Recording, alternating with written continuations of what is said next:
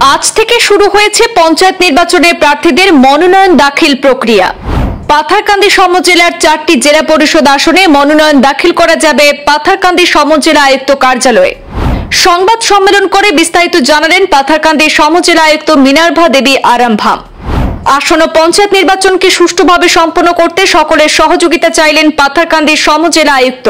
বৃহস্পতিবার পাথারকান্দি সমজেলা আয়ুক্ত কার্যালয়ে 2 সমজেলা সহ আয়ুক্ত রংবামন তেরং এবং রূপক মজুমদার সহ চক্র আধিকারিক বলিন বাবা বালারিকে পাশে বসিয়ে আয়োজিত সাংবাদিক বৈঠকে মিনার্ভা দেবী আরামভাম জানিয়েছেন, পাথারকান্দি সমজেলায় বৃহস্পতিবার থেকে শুরু হয়েছে পঞ্চায়েত নির্বাচনের প্রার্থী মনোনয়ন দাখিল প্রক্রিয়া। মনোনয়ন প্রদানে সমর্থনীয় নথিপত্রের তালিকা কার্যালয়ের নোটিশ বোর্ডে টাঙানোর কথা উল্লেখ করে তিনি বলেন, 3রা এপ্রিল থেকে আগামী 11 এপ্রিল পর্যন্ত মনোনয়ন দাখিল করা যাবে। 12 এপ্রিল হবে মনোনয়ন যাচাই, মনোনয়ন প্রত্যাহার 17 এপ্রিল এবং এদিনই প্রতিদ্বন্দ্বী প্রার্থীদের চূড়ান্ত তালিকা প্রকাশিত হবে। তিনি আরো বলেন, পাথারকান্দি সমজেলার 4টি জেলা পরিষদ আসনে মনোনয়ন দাখিল করা যাবে পাথারকান্দি সমজেলা আয়ুক্ত কার্যালয়ে। পাথারকান্দি আঞ্চলিক পঞ্চায়েত প্রার্থীদের মনোনয়ন দাখিল করা যাবে পাথারকান্দি খণ্ড উন্নয়ন কার্যালয়ে।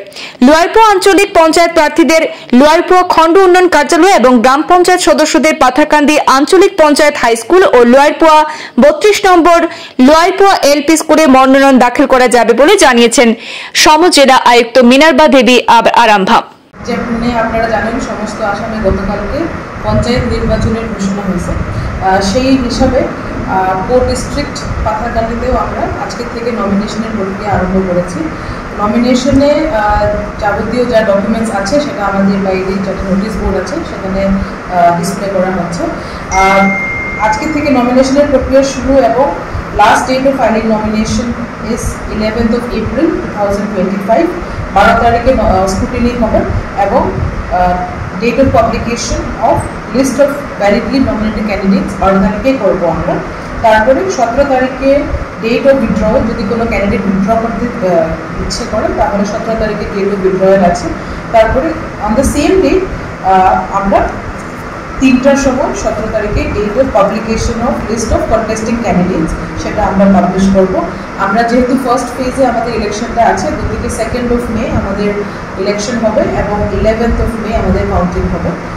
এই অনুযায়ী আমি বলতে চাই, আমাদের নমিনেশন প্রক্রিয়া জেডপি লেভেলে আমাদের কোর ডিস্ট্রিক্ট কমিশনারের অফিসে হবে for 4 numbers of ZP constituency.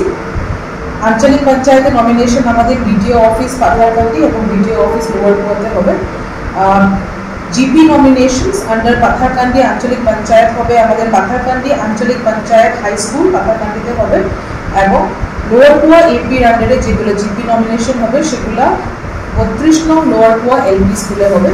এই বিষয়ে আমি জানাতে চাই, আমাদের পাথারকান্দিতে মোট 1,71,416 নাম্বারস অফ ভোটার্স আছে, যার মধ্যে মেল ভোটার্স আছে 86,949, ফিমেল আছে 84,463 এবং আদার ক্যাটাগরিজ 2জন ভোটার আছে।